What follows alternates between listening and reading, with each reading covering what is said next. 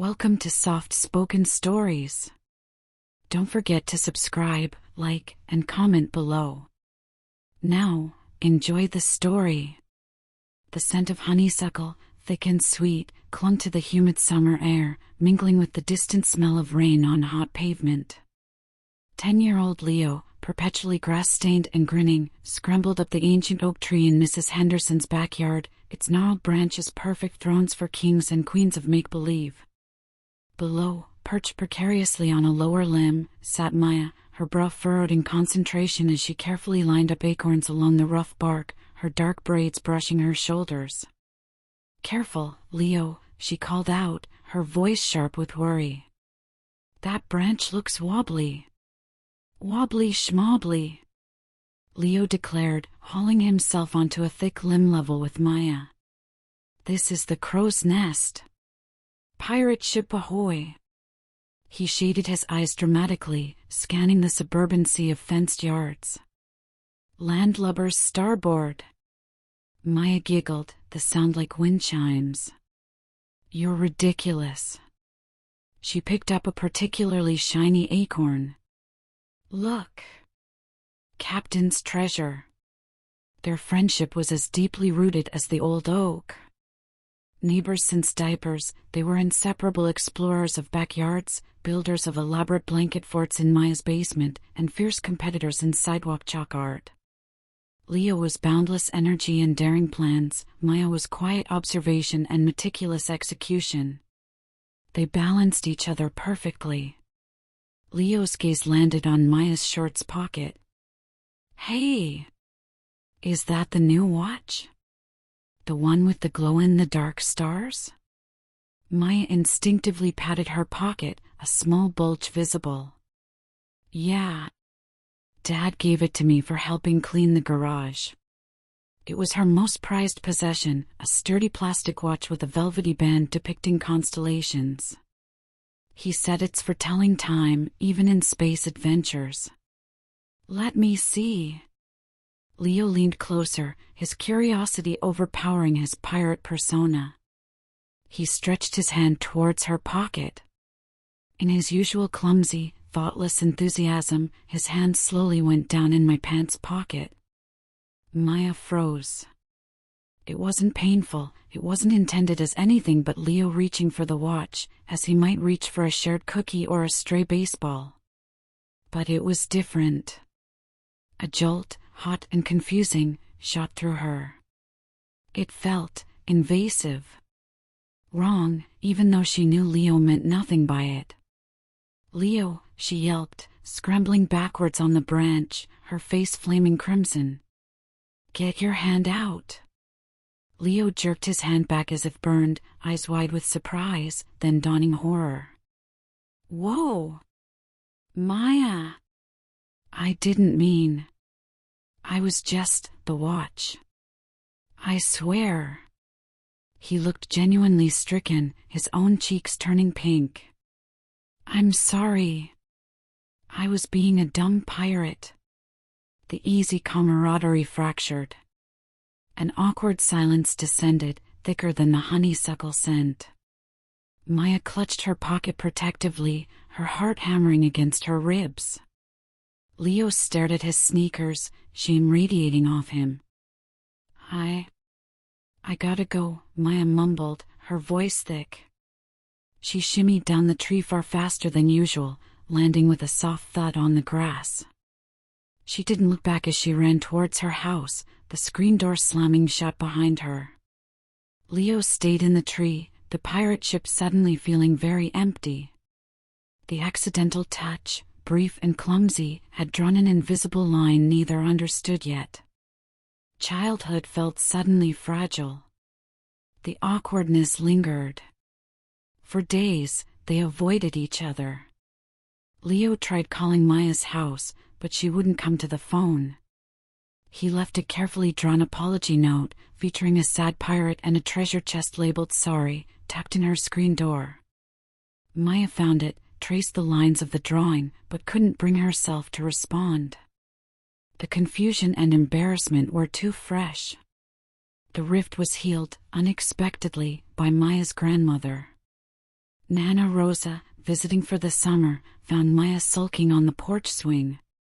"Trouble in Paradise, Michigan Corazon?" she asked gently, sitting beside her, the old wood creaking. Maya mumbled about Leo and the tree and the pocket, her cheeks heating again. Nana Rosa listened, her wise eyes crinkling. "Ah, niños. Leo, he is a bull in a china shop, yes. But his heart, it is pure gold. He did not see a girl in that moment, Maya. He saw his friend and a shiny watch." She patted Maya's knee, her touch warm and reassuring. Sometimes hands move faster than thoughts, especially when you are 10. "Forgiveness, mi vida, it is the glue for friendship." Encouraged by Nana Rosa, Maya ventured back outside.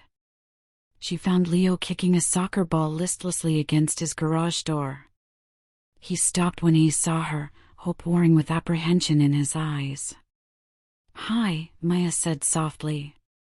"Hi," Leo echoed, scuffing his shoe. Silence stretched, but it felt different now. Less charged. Did you get my note?" Leo asked, looking at the grass. "Yeah." Maya nodded. The pirate was very sad. Leo managed a small smile. He lost his treasure. Maya took a deep breath. Nana Rosa says, sometimes hands are clumsy. Even pirate hands. Leo looked up, relief flooding his face. "Really clumsy?" "Yeah." Maya offered a tentative smile back. "So, truce? Wanna see if the tadpoles in the creek have legs yet?" The tension dissolved like sugar in lemonade. "Race you!" Leo yelled, already sprinting. The incident became the Great Pocket Fumble, a story they'd eventually laugh about, a shared scar on their childhood map. But it marked a subtle shift. They were more aware of each other's physical space. A brush of arms while walking felt suddenly significant. A hug goodbye after a movie night lingered a fraction longer, filled with a new, unspoken awareness. High school arrived, bringing locker combinations, algebra, and the terrifying landscape of adolescence. Leo shot up, his voice deepening, his boundless energy channeled into track and field. Maya grew quieter, more introspective, finding solace in art class and the school newspaper. Their friendship remained the bedrock, but currents swirled beneath the surface. They walked home together most days. One crisp autumn afternoon, burdened by textbooks and teenage angst, Maya tripped on a cracked sidewalk. Her books scattered, and she landed hard on her palms with a gasp. "Whoa! Maya!" Leo was beside her instantly, dropping his own bag. "You okay?" His voice was laced with concern. "Yeah," she winced, inspecting her stinging palms. "Just clumsy." "Here." Leo gently took her wrists, turning her hands over. His touch was careful, deliberate. He examined the scrapes, his thumb brushing lightly, almost imperceptibly, over unmarked skin near her wrist. It wasn't erotic, it was tender, protective. No blood. Just gonna sting a bit. He pulled a slightly crumpled tissue from his pocket. Emergency supplies. Maya's breath hitched, not from pain, but from the focused gentleness of his touch. He carefully dabbed at the grit on her palms, his head bent close to hers. She could see the faint freckles dusting his nose, the earnest concentration in his hazel eyes. The world narrowed to the warmth of his fingers on her skin and the rustle of fallen leaves around them.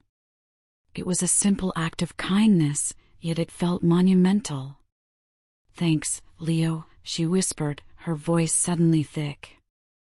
He looked up, meeting her gaze. A faint blush crept up his neck. "Any time, Maya." He helped her gather her books, his hand lingering for a second on her shoulder, a steadying, supportive pressure, before letting go. They walked the rest of the way home in a comfortable, charged silence, the memory of his gentle touch warming her scraped palms more than the tissue ever could. Months later, after Leo bombed a crucial math test, he found Maya waiting by his locker. He slammed it shut, frustration radiating off him. "Stupid.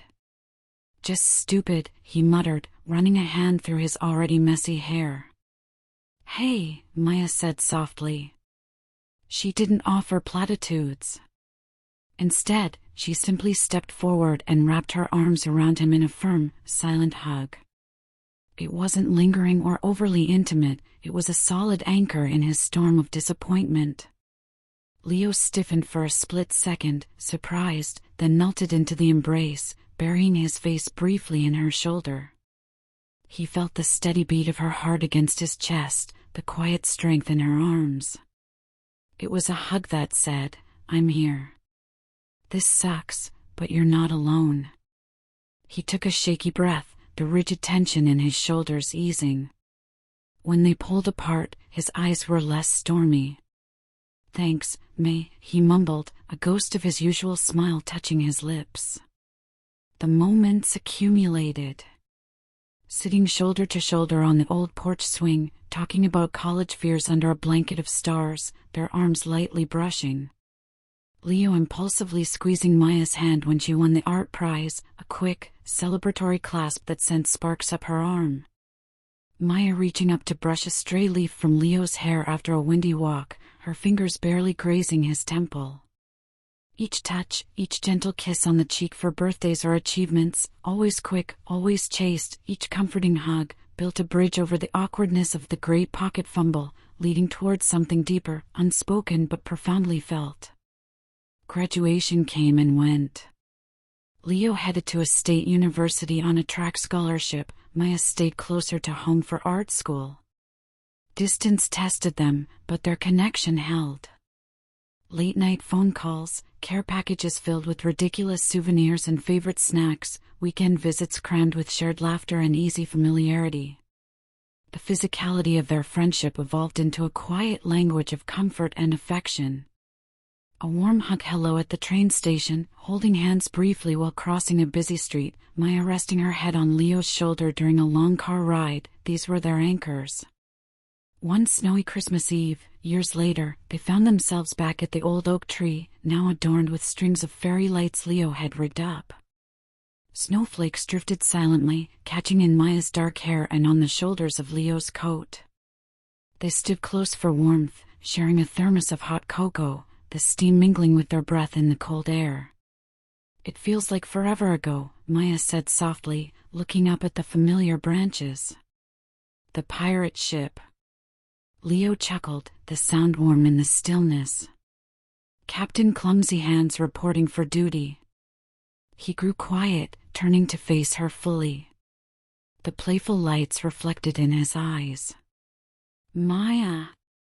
His voice was serious, softer than the falling snow. "Remember the watch?" She looked at him, puzzled. "My glow-in-the-dark star watch?" "Yeah. Why?" He reached into the pocket of his coat. Not hers. His own. Slowly, deliberately, he pulled out a small, velvet box. He didn't open it yet. He just held it, his gaze locked with hers. That day, it was the stupidest, most embarrassing moment of my 10-year-old life. I thought I'd ruined everything. He took a step closer. "But you forgave me. You stayed. Through all the scraped knees, failed tests, stupid arguments, and growing up, you stayed." Maya's heart thundered against her ribs, a familiar echo of that long-ago jolt, but transformed now into pure, overwhelming anticipation. Leo opened the box. Nestled inside wasn't a watch, but a delicate ring. The band was platinum, woven like tiny branches, and set in the center was a single, brilliant diamond flanked by two smaller sapphires, like stars against a night sky. This, he said, his voice thick with emotion, isn't for telling time. It's a promise. A promise for every adventure, every quiet moment, every scraped palm I can kiss better, every hug when things get tough. He took her left hand gently in his. His thumb brushed over her knuckles, a touch infinitely tender and filled with a lifetime of unspoken love. Maya, will you marry me? Will you build forever with me? Tears blurred Maya's vision, hot against the cold air. The memory of the clumsy 10-year-old reaching for a watch dissolved into the image of the man before her, his love as steady and deep as the roots of the old oak. She didn't hesitate. She threw her arms around his neck, pulling him into a tight embrace, burying her face against the familiar warmth of his coat.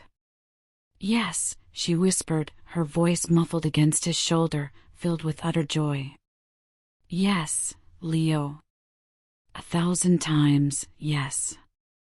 He held her close, his arms strong and secure around her, his face pressed into her hair. He placed a single, soft, lingering kiss on the top of her head, a gesture overflowing with reverence and profound love. It was a kiss of commitment, of homecoming, as pure and gentle as the snow falling around them.